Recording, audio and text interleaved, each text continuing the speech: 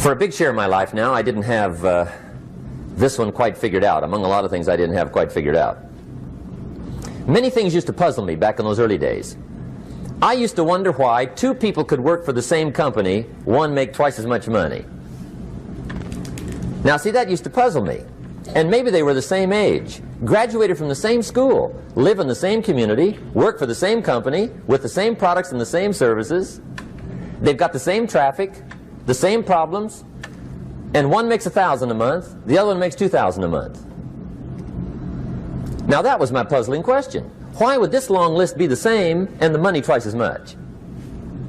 I asked, what's the difference between $1,000 a month and $2,000 a month? And I don't mean $1,000 a month, right? I could figure that out. But what makes the difference? Why would one person do twice as well, 3 times as well? Speaking economically. Now, I know there's more than one way to do well. I understand that. But in this little narrow area called compensation, what's the difference? Well, back then, with my faulty thinking, I'm trying to reason it out. I thought, well, maybe time makes some of the difference, right? Some people do better because they have more time. I used to say, Harold ought to be able to do well. He's got a lot of time. If I had all of Harold's time, I could do well. Now that's got to be dumb, right? Number one, you can't get somebody else's time. A guy says to me one time, he says, you know, if I had some extra time, I could make some extra money. I said, then forget it. There isn't any extra time. Hey, when the clock strikes 12 midnight, that about wraps it up, right? I mean, you can look around the gongs there for a little more, but it's over. You say to the guy, what are you doing? He says, I'm looking for extra time. See, they'll come and take you away, right? There isn't any more time. Now, if you can't get more time, which you can't, what could you get more of that would make a difference in economic results? And here's the key word. Make it a part of your notes. We're going to consider it tonight. The word is value. And I have a little phrase for your notes. Value makes the difference in results. Value makes the difference. You can't get more time, but you can create more value. Now here's the first lesson of economics. Everybody should learn it from the time they're old enough to understand what a dollar means. How to earn one, how to get one, how to keep one, what to do with it. First lesson of economics. We primarily get paid for value. That's lesson 1. Bringing value to the marketplace, that's how you get paid. You don't get paid for the time. I know it takes time to bring value to the marketplace, but you get paid for the value, not the time. Now, since that's true, here's one of the key questions of the evening. Is it possible to become twice as valuable at the marketplace and make twice as much money in the same time? Could you become 3 times as valuable? Make 3 times as much money in the same time? Is that possible? The answer is yes, if. And it's always if, right? Life is known as the big if. Harry Truman once said, life is iffy. How true. And here's the big if we're going to consider it tonight. It's possible to do much better at the marketplace if you go to work primarily on yourself. And that's the theme of our seminar tonight. Learning to work primarily on yourself.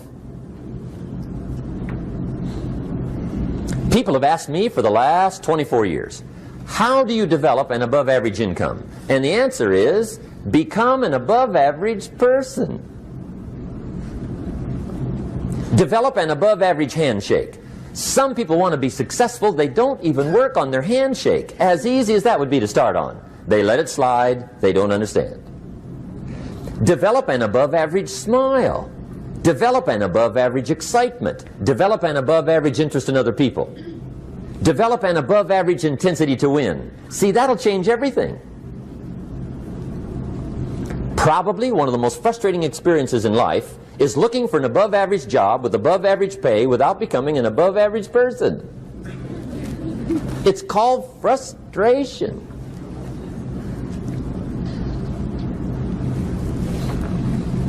And Mr. Schoaf gave me probably the greatest clue he gave me when I first met him. He said, Jim, if you want to be wealthy and happy the rest of your life, just learn this lesson well. He said, learn to work harder on yourself than you do on your job.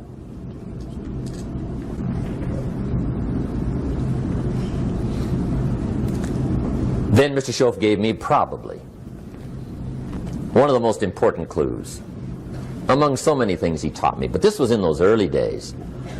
Mr. Schoaf was very kind, but he was also very abrupt. And he had these interesting questions to ask. I'm giving him a little rundown one day on how things hadn't worked out for me. He said, Mr. Rohn, I've got the answer for you if you will listen carefully.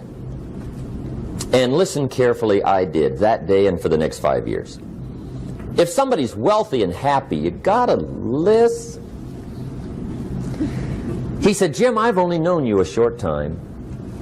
But he said, it's already my honest opinion that for things to change for you, you've got to change. That wasn't quite the answer I was looking for. But that's the answer he gave me, and I pass it along to you on this warm summer evening in Anaheim, California, 1981.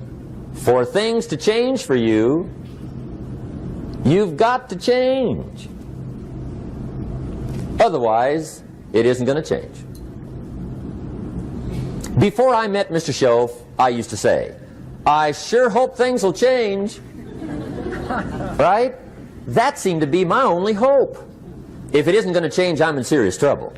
And then I discovered it isn't going to change, so I'm in serious trouble.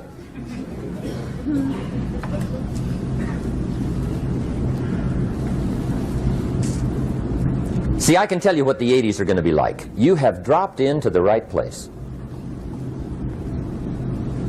I did a seminar one time for Standard Oil executives and management in Honolulu. And we're having a conference one day on this big conference table. And one of them said to me, Mr. Rohn, you know some fairly important people halfway around the world. What do you think the 80s are going to be like? I said, gentlemen, I do know the right people. I can tell you. So they all listened very carefully. And I said, gentlemen, based on my wide experience, I can really honestly say to you, in my opinion, in the 80s, it's going to be about like it's always been. Aren't you glad you came? That's inside. I don't pass that around just everywhere. Now, of course, I said that to make a point, but I also said it because it's accurate. It's going to be about like it's always been. It isn't going to change. The tide comes in, and then what? It goes out. For 6,500 years that we know of, recorded history, and probably long before that. So it is not going to change. It gets light, and then what? It turns dark. 6,500 years. See, it's not likely to change. And we're not to be startled by that. If the sun goes down, the guy says, what's happened, what's happened? It means he hasn't been here long, I guess, right? It always goes down about this time. The guy says, well, I don't like that arrangement. Well, you got to talk to somebody besides me, right? It gets light, then it turns dark. In rotation, the next season after fall is what? Winter. Pray tell, how often does winter follow fall? Every year regularly for the last 6,500 that we know of. See, it is not going to change. Now, some winters are long, and some are short, and some are hard, and some are easy, but they always come right after falls. It isn't going to change. Sometimes you can figure it out, sometimes there's no way to figure it out. Sometimes it goes well, sometimes it gets in a knot. Sometimes it sails along, sometimes it gets in reverse. See, that's not going to change. The last 6,000 years reads like this: opportunity mixed with difficulty. That's how it reads. It isn't going to change. The man says, well, if it isn't going to change, how will my life ever change? Answer, when you change. And whether I'm talking to high school kids or business executives, my message is always the same. And it goes like this: the only way it gets better for you is when you get better.